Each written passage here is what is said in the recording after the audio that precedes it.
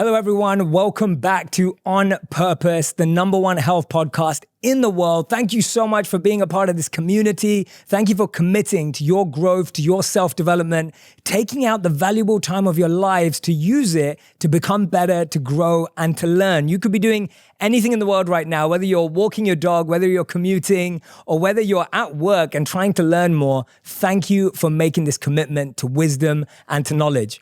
And you know that my commitment to you on this podcast is to introduce you to the people, the ideas, the messages that can transform your work, life, and love. And today's guest is going to do just that. I'm so excited personally. This has been someone that I've been wanting to bring to you on the podcast for a long time, so I'm going to have to contain my excitement as well.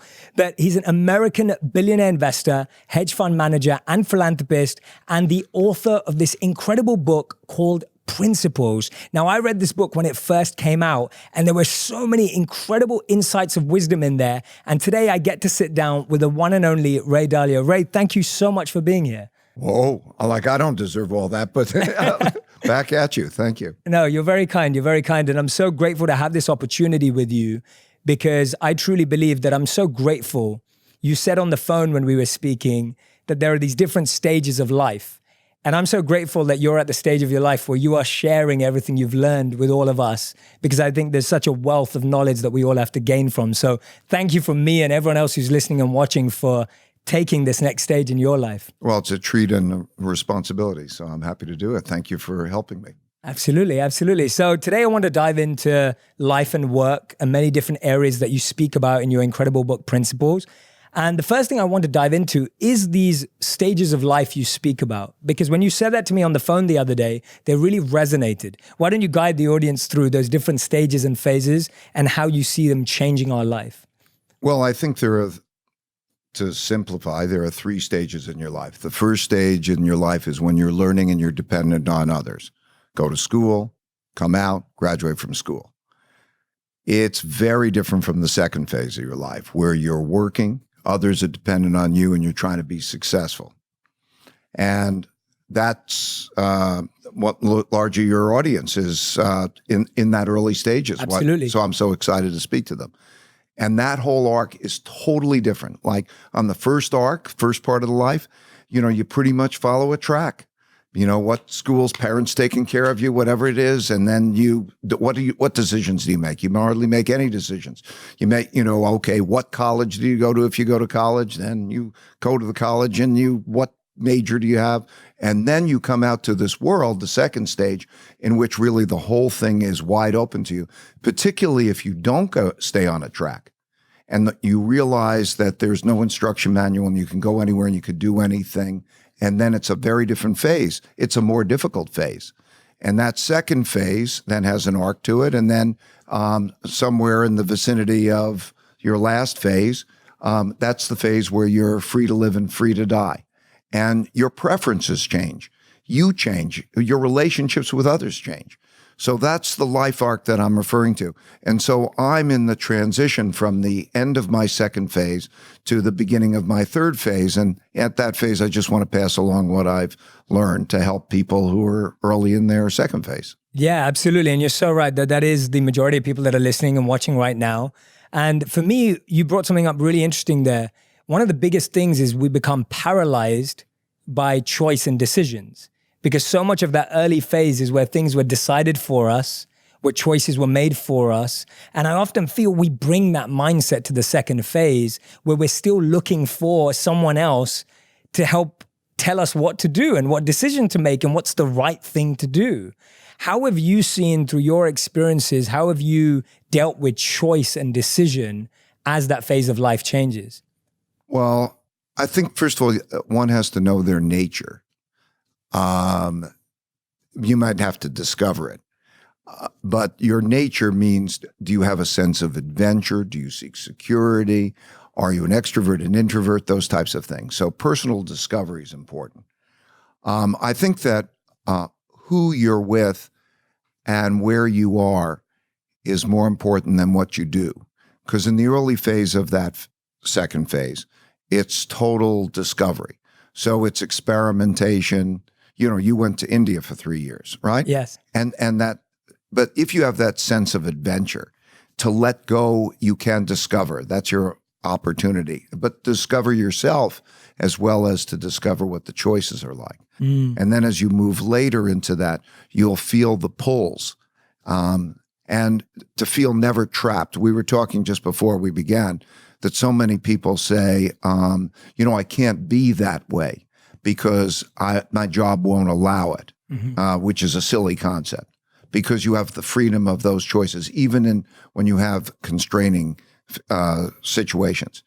So I think that's the life arc. Enjoy this wide open choice. You can be anywhere in the world. You can do almost anything. Let go, experiment, and then move on. Absolutely. And did you feel that same freedom when you started as well? Or do you feel it's changed now? Do you think there's more access? In my case, when I was 12, I got hooked on trading markets. So I loved that game. So I discovered it early. And then I wanted to, but I had this sense of adventure. I discovered when I went to work at a company that working at a company was not my thing. I got fired. I punched my boss. And I really then learned the freedom. I didn't have any idea that I was setting up a company. I just sort of said, I can do these things. Probably like you. You discovered, okay, I could do those things. And then one thing leads to another. And then, you build. And I always like the variety. So my nature is macro. So I like going all over the world, all different cultures, understanding how the world works. And so I found something that clicked through that experimentation. Yeah, but then there's ups and downs, right? Lots of ups and downs. So we need to talk about failure. How great failure is. Yeah, let's do that, because I think when I'm hearing you say that, it's so refreshing. Because when I hear you saying, I had to figure it out and I was experimenting and testing and I didn't even know what I was building, I love hearing that, because that's what my experience so far has been too, as opposed to like a very rigid, strategic, not that there isn't strategy, of course there is, but something very rigid and planned. There is a lot of experimentation in that growth where failure is natural. Yeah. My son in 2014 gave me a book, Joseph Campbell, and it was called Hero of a Thousand Faces, and it refers to the hero's journey. And this is like at the end of my experience, and I found that that's very, very true. And so there's this cycle. So a certain type of personality wants a taste for adventure. You go out and have the adventure. And then there are the ups and downs, and then you crash. You will have a failure. If you're adventurous and you're pushing the limits, you will have a failure. And that failure can be a transformative experience. I have an expression that pain plus reflection equals progress. So they call it the abyss. And change, the learning of humility, to maintain your aggressiveness, your audacity, and to simultaneously learn humility. And that happened to me. I was, you described it. I graduated from school. 2 years, I worked on Wall Street for 2 years. I got fired from my job. And 2 years later, I'm running my little company. Something like 7-8 years after that, I made terrible mistakes in the markets. I crashed and I lost everything. And I was so broke that I had to borrow $4,000 from my dad to help pay for my family expenses. And it was publicly because I was on Wall Street Week and I made all those mistakes. And that was one of the most painful. Pain can be great because it changed my whole perspective to decision making. As I'm saying, it gave me the humility I needed to operate with my audacity. In other words, to simultaneously be bold and aggressive, and also to know that I could be careful.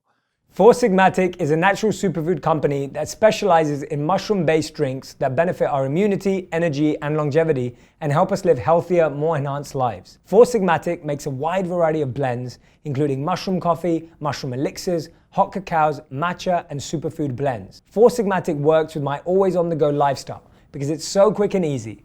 Just tear the packet and mix with hot water. This also makes it great for travel, which is so helpful for me. One of my favorites is the coffee with lion's mane. Lion's mane mushrooms have been used by Buddhist monks to help with focus during meditation. The coffee with lion's mane promotes productivity, creativity. It's coffee without the jitters. I was initially worried about the taste, but it tastes just like coffee, not like mushrooms. And it's made with 100% organic Arabica coffee beans. I like to add a little coconut milk to mine for a creamier texture. I have a special offer just for my audience right now. You can receive 15% of your SigMatic purchase. Just go to foursigmatic.com/purpose or use the discount code PURPOSE at checkout. That's SigMatic, FOURSIGMATIC.com/purpose.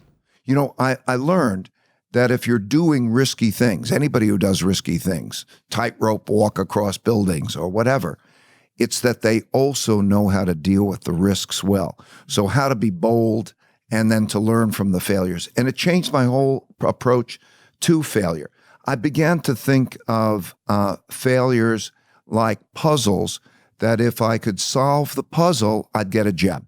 And the puzzle was, what would I do differently in the future? And the gem I would get would be a principle of how I would deal with the future differently. So understanding that if you press the limits, you're going to fail, and it's okay. And life is a long journey. Failure has a tone to it that it sounds like it's an end. No, it's part of that process of learning and then making that great advance. But the humility combined with the audacity was helpful, because then I would go to try to find the smartest people I could find who disagreed with me, that independent thinking. And I would also know how to deal with my risks better. So I kept my upside without losing my downside. So that's failure and pain. If you look at the second order effects, if you make the most of them, they're the most valuable. Absolutely. And I love that balance that you've just spoke about, or that bringing of the two together of humility and audacity. I've never heard it like that before. And I really value that, because I can see why humility is so powerful, but not that humility stops you from having that boldness and that courage. And almost like, how have you maintained that? Because I'm guessing that being at rock bottom, like having to borrow $4,000, can be very painful. And then when you're experimenting again and going on your next adventure, you've got to be okay with the fact that that could happen again? Or was that humility holding that back, having that happen again? I think the tightrope walker crossing the building is the example, right? Yes. You fall, and you fall hard. Now, some people won't get on the tightrope again. Yeah. Some people will get on the tightrope again. Yes. And then they think, how do I do that? So how do I be bold and aggressive, and I pull it off? And it's the same way, right? You start to think, well, maybe I do this or that differently, and I practice more. It's that combination of the caution and practice that allows you to take it to the limits that you never would have been able to take it to before, right? I learned that. Once I learned that, everything changed, because I also would know how to take the hits. In other words, I don't mind getting banged, but I don't want to get knocked out of the game. Yes. So the willingness to get banged but not knocked out of the game is a big part of that. Absolutely. Yeah, like a good fighter, right? Like you just giving that analogy for me, it's like sometimes a boxer or a fighter needs to know which punches to take in order to be able to drop a bigger punch. That's part of the game. And that's what you were saying about solving a puzzle. I love that analogy, because I think if we see everything as puzzles, that there's a way of figuring it out, right? You know there's an answer to a puzzle. Yes, I think the key is to think of reality as you're given. Reality is reality. And think of it as working like a machine. There are cause-effect relationships that make the realities around you.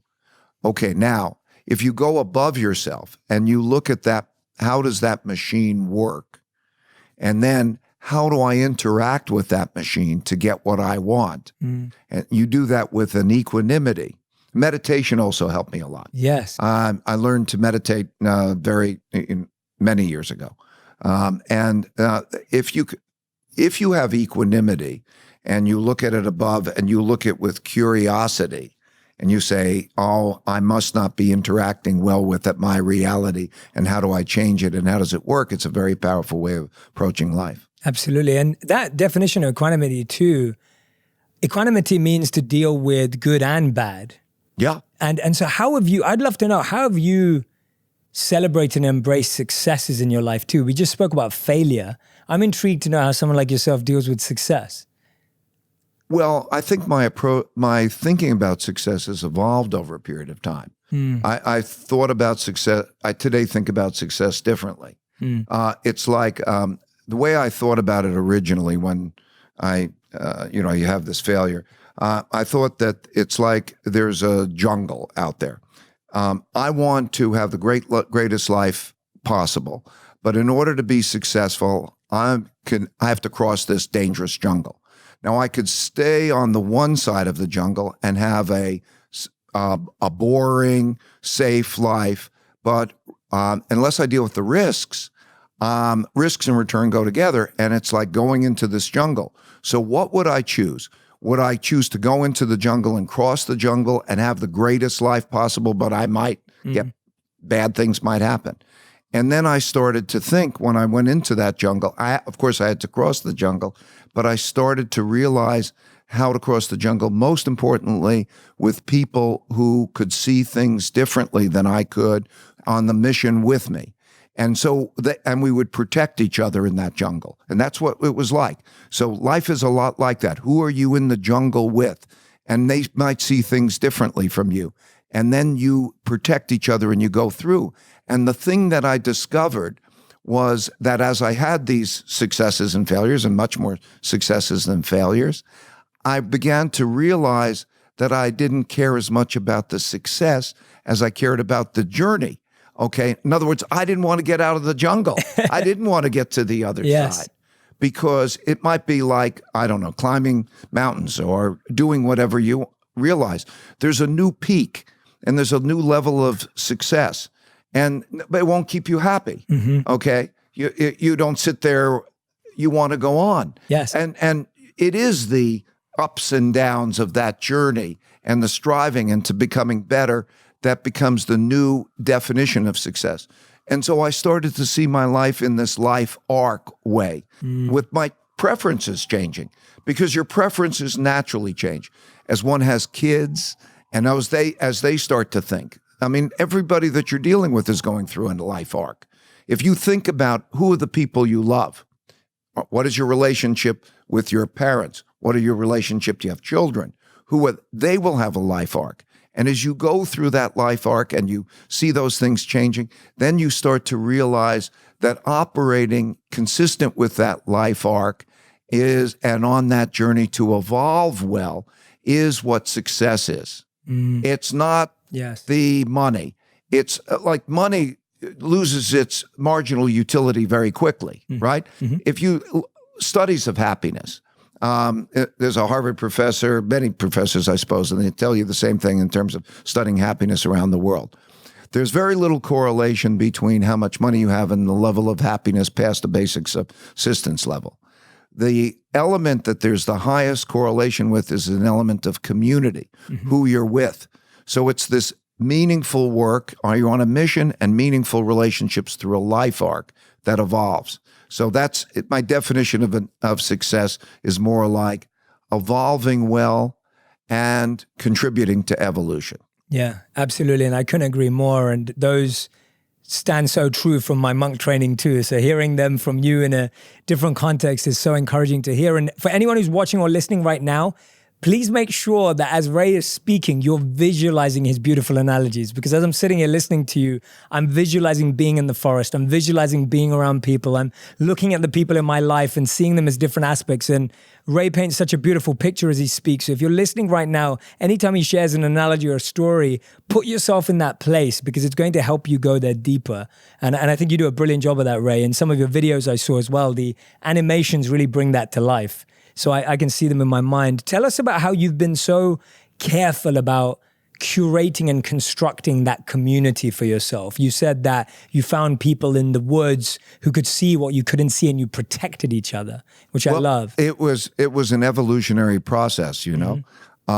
So you're on a mission. You're on a mission. Yes. And you have people who are on the mission with you. Yes. And then you start to, I started to find what do I want in those people and what should the relationship be?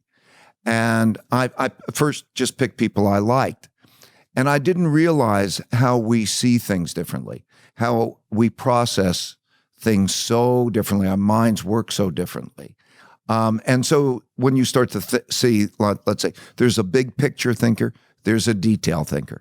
And we all become frustrated with the other person because they, like, the big picture says, why are you so hung up with those details? Let's go to the big picture. And the detail thinker thinks, you've got your head in the clouds. Yeah. You've got to come down to the nuts and bolts. And they're both right. And they start to realize that you need each other. You start to need the different ways of thinking. So I would convey that many people see things very differently. And how do you deal with those differences in seeing? They're disagreements. How do you deal with disagreements? My approach, and I learned, is whenever you're in a disagreement and you don't know how to deal with it well because it's not going well, pause and then step above the disagreement together and then say, what are the protocols for us to disagree well? How should we do this thing? Always go to the higher level and think, how should you do that thing? And so you get protocols. I've developed these protocols. Like a protocol would be, like, if we're not being able to communicate well together, a standard protocol is let's mutually agree on someone who will help moderate this conversation, and then we'll work things through. Or talking. How do I repeat what you're saying so that I'm conveying that I understand? And you start to develop those types of protocols and start to develop the appreciations of people seeing things differently. You discover also differences in values, differences in the most core principles of how people should be with each other. In my case, it was so essential that we're going to be completely, radically truthful and radically transparent with each other, right? And that was my discovery. And it's difficult. But I've also learned that many cases, the difficult things are only the first order consequences. They're difficult. The second order consequences is they're rewarding. And so by being able to have that radical truthfulness and that transparency to demonstrate that there's no spin was a discovery. So there's an evolutionary arc. I would say, in my culture, in my building an organization, a community that was beneficial, I'll describe it in one sentence. Yes, please. Long sentence. It's an idea meritocracy. In other words, it's a place where the best ideas win out regardless of hierarchy. So an idea meritocracy, in which the goals are meaningful work and meaningful relationships. Meaningful work to be on a mission together. And meaningful relationships is an equal importance of that. And that produces this tough love. So I'll repeat it. I'm saying it too many words. So it's an idea meritocracy in which the goals are meaningful work and meaningful relationships through radical truthfulness and radical transparency. Anyway, that was my way. That's what worked for me. That's incredible. And I guess all of these tools you were mentioning earlier about these protocols are to consistently realign everyone with that. Because as we start wearing away and you start seeing lack of transparency or lack of truthfulness or lack of meaning and mission, you're constantly having to realign everyone. Right. Let's talk about that radical truthfulness and radical transparency. If you can achieve it, there's no confusion. Because if we're really truthful, we're taking all those hidden agendas and all those other things and we're not confused. We're putting them on the table. Yes. And if you understand the art of thoughtful disagreement, how to disagree well, so that you can then learn from each other or get past your disagreement in an idea meritocratic way. It is incredibly powerful. And we're not taught that. We're not taught some of these things. We're not taught the value of failure. Definitely not. We're not taught, we're taught to be right, to be attached to our views of being right. Yep. You can't learn if you're attached to being right because you think it's embarrassing because you don't know. So that notion of thoughtful disagreement, because if there's disagreement, somebody must be wrong. And how do you know that wrong person isn't you? So these are the things that if you have thoughtful disagreement, radical truthfulness, radical transparency, you build trust and effectiveness. Yeah. And that really sounds like it requires the pulverizing of the ego. Like that to me sounds like we really have to crush and break down this ego because our ego is what's we're confronted with of believing I'm right, I'm going to win, right? Whenever you're in a disagreement and you handle it badly, you think it's win or loss. That's right. I think the greatest tragedy of mankind, big statement, the greatest tragedy of mankind. Wait for it. The greatest tragedy of mankind, because it stands in the way of so many people making decisions well and operating well with each other, is holding an opinion in your head that's wrong. And it's such a tragedy, meaning it's so easily fixed, so true, that all you have to do is put it out there and stress test it and say, I might be wrong. And how do I stress test it? And by stress testing it, you raise your probabilities of being right. So I think the education system rewards being right. So many things reward that being right that stands in the way of taking in all that's out there to really help you be right. I think that's such a powerful point. I'm just nodding away. If you're only listening, then I'm nodding away because when you say that, I think that's so true that all of our conditioned patterns are about being right. It's never been to understand things from different angles or perspectives, which is what reality is much more of than being right or wrong or black or white. And so much of our patterns in our mind are always win or loss, right or wrong, one or two. There's rarely this cohesive synergy that you're speaking about. That actually takes a lot more work to get to. The greatest, whatever success I've had in life has had much more to do with my knowing how to deal with my not knowing than anything that I know. Because what I don't know is vastly greater. Think about all the experts that you can turn to and all the perspectives that you can get and how much you can learn by what's being out there. And that maximizes. And it's a kick. Yeah, absolutely. Absolutely. One of the things, the other thing which we've already dived into today, you called your book Principles. And I thought that was quite a counterculture way of doing it in a good way. And the reason I say that is today, so much of the language around business and work or entrepreneurship is around doing. It's around having. It's around grinding. It's, these are the terms and the language that's used around business, whereas you go back and you talk about principles. And on the phone when we were speaking, you were talking about this differentiation between doing and then living a principled life. Just explain that to us and why you believe we have to start with principles. I'm going to start by explaining how I learned it. Yes, please. And what principled thinking is and how it's different Amazing. from other types of normal thinking, what most people do, right? Yeah. And there's also a suggestion I'd like to pass along to those who are listening. What I found was that whenever I would make an important decision, I would write down my criteria for making that decision, because that situation would come along again. So I could be clear. It helped me clarify my thinking. And when the next time it came along, I would start to see how to deal with that, and I could refine my principles. So the book is a compendium of these principles that I wrote over 25 years on that situation.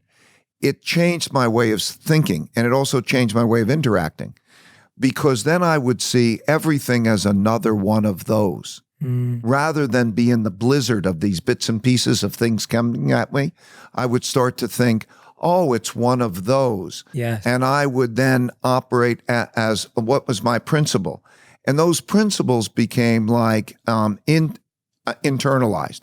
So think of it almost like a batter batting against a pitcher who sometimes throws curveballs, sometimes throws fastballs, sometimes throws sliders. And if you do that over a period of time, you begin to learn, oh, that's a fastball. And then you start to think, okay, the fastball, I operate this. And you start to internalize.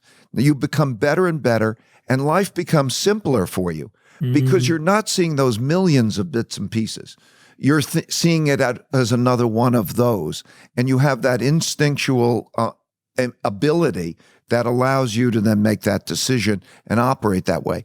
And then you can communicate with people on principled levels thinking. You know, it's particularly important because I would say the decline of religion, the decline, in other words, even your values, you have to think, what is your religion? If you chose a religion, and it's not a preconditioned religion, what are your values? What are your principles? How do you think life really works? And you're making choices for yourself. That is the form of those principles. So when you start to think about those and you're clear about those and you can communicate with others, you can see whether your principles are aligned with others or not. Because if you don't get along with somebody, and those irreconcilable differences are due to the fact that there are deep differences in principles, not differences in interpretations of things and so on. It's like any great relationship. There'll be arguments along the way, but it is those core beliefs. And by being clear about them, clear to yourself and clear to others, it's very powerful. Yeah, absolutely. I couldn't agree more. It just makes it so much more simpler to navigate. Because you're so right that when you don't have that clarity, all you're being attacked with is so much noise. And there's just so many millions of different pieces of noise that are coming at you that you haven't filtered, you haven't clarified, you haven't carefully selected. And that's why we feel so overwhelmed today. We're drowning in all of that noise. And what for? Exactly. Where are you going? What for? What are you seeking to fulfill? What is it in you? Yeah. And I think that this is where I'd recommend everyone who's listening or watching right now, I'd love for you to take a moment to do that exercise in your own time that Ray's just laid out, of really figuring out what are your criteria behind decisions, why you're making those decisions, what's pushing you towards them. For me as well, whenever I have a number of options, what I do is I write down all my options and choices I have, and I write down on top of them why I would take them. And often my why for something would be just pride or ego, and often above one of them it will be love and depth and values. Well, here's the exercise. You're talking about the writing down. Yes. Okay. I'm saying the writing down. I recommend to your listeners, please write them down, okay? Do your reflections, and then you write them down. It helps, it clarifies it. The other thing that happens is, I think of the mind as being, there are almost two yous in you. There is a conscious, logical you, and there's a subliminal, emotional you. Yes. That you don't understand. That was Freud's great discovery. Yes. That there is a part of your brain that is really controlling you, but because it's not conscious to you, you don't know it's there and it's controlling you. And the key, I think, is to align those things. Like there's intuition or there's those emotions. And when they come up and you're seeing yourself doing things, if you can reflect on yourself and align your subliminal with your cerebral, it helps you because you have a double check. That emotional thing, like maybe it's an intuition. Well, maybe it's right and maybe it's wrong. So respect it. It's coming up, but look at it with that logical. And when you achieve that alignment, writing helps you do that. Absolutely. Absolutely. I couldn't agree more. And if you're sitting there going, I'm not a writer, first try. And if after trying, if you still feel you're not a writer, voice note yourself, speak it out to yourself and hear yourself back. Because when you hear, because you're used to listening to other people, you'll also be able to start listening to your subconscious self. And that's going to help you really try and bring that alignment and clarity together. And then you'll start to see that there's a limited number, maybe a few hundred, maybe a couple hundred circumstances or whatever. You're going to start to see everything happens over and over again. You're going to understand yourself better. It's very wonderful. Absolutely. I love that. In one of these principles, you talk about this scale of savoring the experience, savoring life, and then making an impact.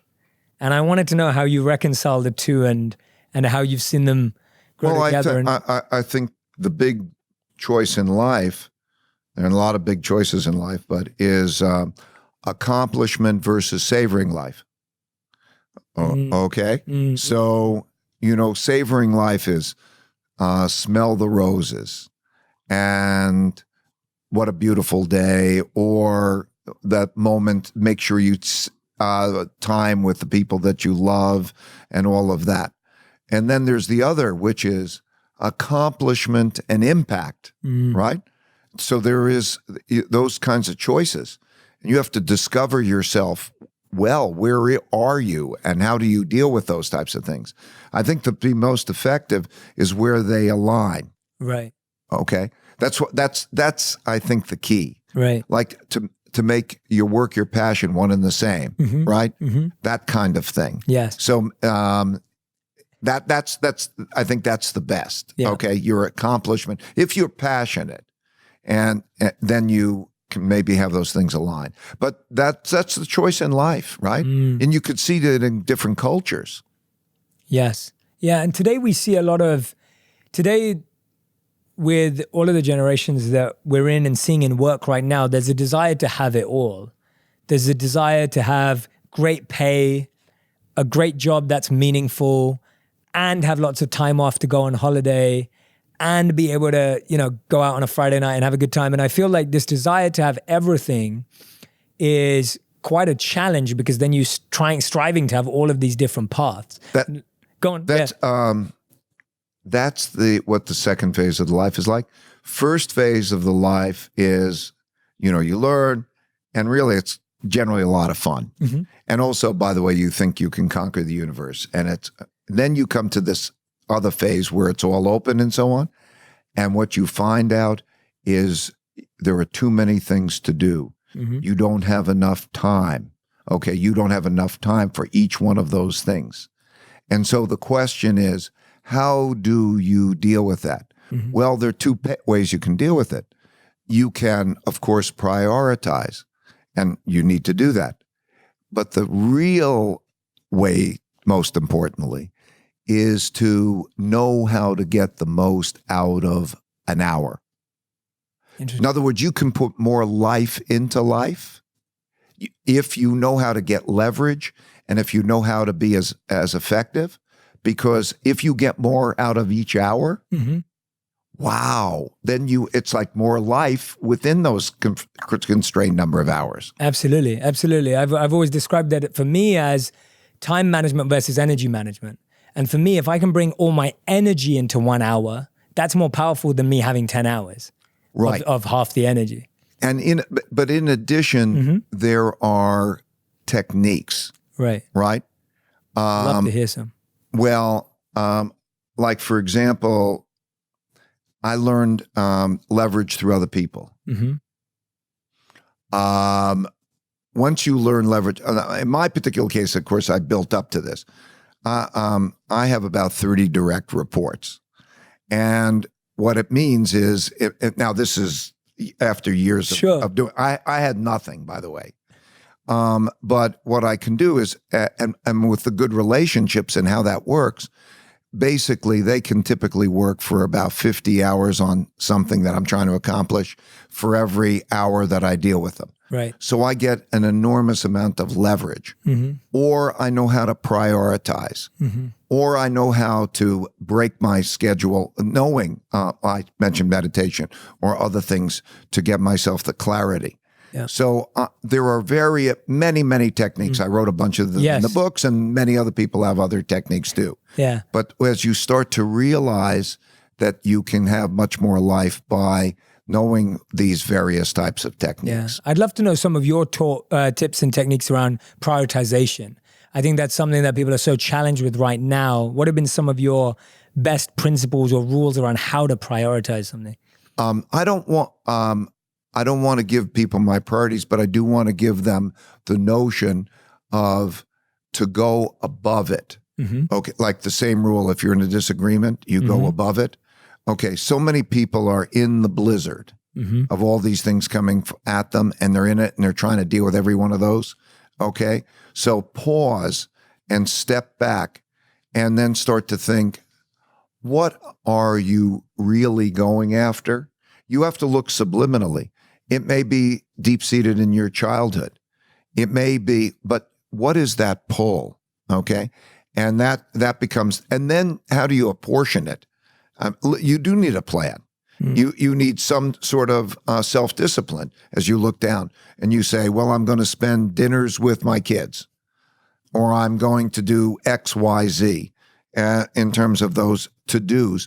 But at the highest level, you're saying, what do I want? What are my choices?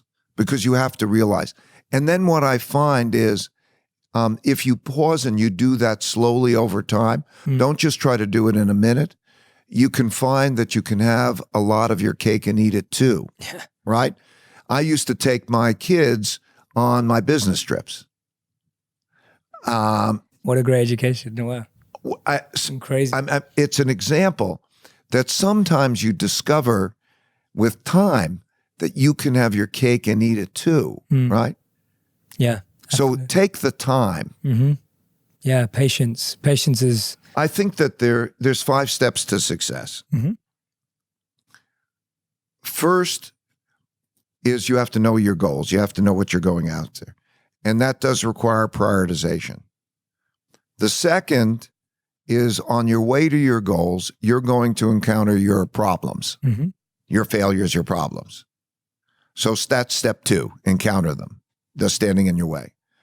Number 3 is you have to diagnose those to the root cause. What is producing your problems? At the root. At the root cause. And that may be that you, or it may be those around you who are not good at things or whatever, or you're doing something you need to do better. Or it may be that you're in the wrong place. But you have to get at the root cause to do that diagnosis. Once you know the specific thing that's standing in your way, that personal discovery process, you have to go to the 4th step. And that 4th step is to design a way to get around them. Yeah. If it may be, for example, that if you have a particular weakness, work with somebody who is strong where you're weak. Or it may be change your job or whatever it is, but you've got to get around that specific thing that you've diagnosed as standing in your way. And then when you have a design, you have to do it. A lot of people come up with designs, but they don't push through and do it. And I think life is just the constant 5-step process over and over and over again. Yeah. Because if you can do those 5 things, you will be successful. You'll evolve fairly quickly. Yeah, absolutely. Absolutely. And you add 2 methods or keys to succeeding, which you call flexibility and self-accountability, because within those 5 steps, there's going to need to be a bit of flexibility or a lot of flexibility and self-accountability. And I love you pointed this out. You said, don't blame bad outcomes on anyone but yourself, which is like huge self-accountability. Yeah. I really do believe, I'll give you a mindset. I do believe that I can do anything and that it is just a matter of my character and my creativity. So that it is a personal test of me. It may be difficult, and I have to be creative enough, and maybe with the help of others. And that is largely true. Really, if you're creative enough and you don't have to do it yourself, you can get the ideas from other people, and then you are enough character in it to do it. Wow. Absolutely. And I think that's the biggest challenge, that we try and do it all on our own. We think we have to be everything. We think we have to be the face and the background and the side and everything in between. And actually, collaboration, coming together with other people is so much more what has brought success in the world. Yes.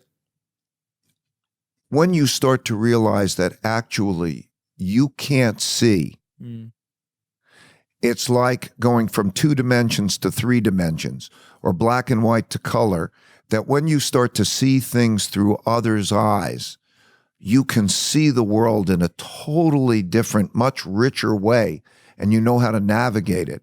It's such a power, such a gift. Yeah, it's amazing. Thank you so much, Ray. Ray, this has been Such an incredible experience diving in with you. Anyone who's listening and watching, I hope you've been taking notes. I hope you stopped and did certain activities when Ray and I spoke about them. And Ray, we finish every interview with a final 5, which is our final 5 quick fire round, rapid fire round. So these are answers that are 1 word to 1 sentence maximum. So I'm going to start with the first one. What's one trait you look for in a potential employee? Character. Amazing. Okay, great. Number 2, what is one trait you possess that you believe you got to where you are today? One of your traits. Fear, humility, fear and acceptance of failing. Wow. I love that answer. That's awesome. I was not expecting that. It's a great answer. Sorry, I'm going off the tangent now because but you can explain that. I love that one. And a taste for adventure, because the joy of the adventure it makes it all worthwhile. And I've come to appreciate the pain. Yeah. What's the best thing you've learned from this transition in your life where you're now passing it on? What's something you've learned from the process of passing lessons on? That it's hard and to let go. To let go of?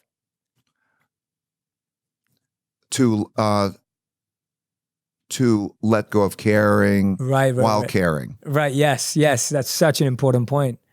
Absolutely, yeah. As a teacher, as a guide, as a coach, you can only facilitate growth, but you can't force it. Just let it, Yeah. You've got to give everyone the opportunity and let it out. Okay, number 4. What's one thing in stage 3 you're looking forward to the most, to the stage of life that you're in right now? Well, as Joseph Campbell said, to be free to live and free to die. I think that you're in an arc in which you gain freedom, total freedom, no obligation. The greatest joy now is no obligation. Yeah, I'm free. Yeah, amazing. And to watch others be successful without me. That is the greatest joy, to watch others to be successful without me. I'm free and they are successful without me. Wow. Amazing. Well, you wrote this book over a number of principles, and the 5th and final question is, what's a principle that you've learned this year, or that you're currently trying to learn or learning or testing this year? Well, this is my transition year. I guess what I've learned, I've been so pleased to have the interactions with people who are learning. I don't know if it's a principle. It's not a principle, but it's an experience that the interactions that I'm having on social media, the conversations, so many nice people, and the exchanges have just been so beautiful. I think that was my main discovery as I'm also going through my evolutionary process of that I described. I absolutely love that. That's amazing, Ray. You're absolutely incredible. If anyone loved the conversation today, make sure you go and grab a copy of Principles by Ray Dalio. If you haven't already, if you have read the book, which I know many of you are very excited, we were going to have Ray on the podcast, go ahead and follow him on social media and across all the other channels if you don't already. Ray, is there a particular channel that you would prefer everyone to go follow you on? Is there, or every, you've got Facebook, there's Instagram, there's YouTube. Go ahead and follow Ray across all the channels. Thank you so much for listening. Make sure you grab a copy of the book. Today, we just literally scratched the surface of all the incredible principles that are inside. I'd like to add one thing. Sure, please. I put the book and also video case studies and everything in a free app. Mm-hmm. So you don't have to buy a book. You can get the book. It's on the iOS Apple store. It's a free download, and it has videos. Oh, I didn't know that. That's cool. Free. Yeah. Oh, that's awesome. So the book is great if you like books, but you also have this other video, which is a live. You might like that. That's awesome. And there's so many great episodes that I've been watching on Ray's social channels as well that really break down and visualize these principles for you to check out. Thank you so much for being a subscriber to On Purpose. Rate and review this podcast. And most importantly, share what you learned. There were so many great insights from Ray today, so many great moments of wisdom and principles. Extract them, share them on Twitter, or on Instagram, on YouTube, on Facebook, and I'll share my favorite ones as well. Make sure you tag Ray and I in those messages, and we can't wait to see you again next week. Thank you so much. Thanks, Ray. Thank you. Thank you so much. So great. grateful. Yeah. Thank you. I hope that was good for you. Thank you so much.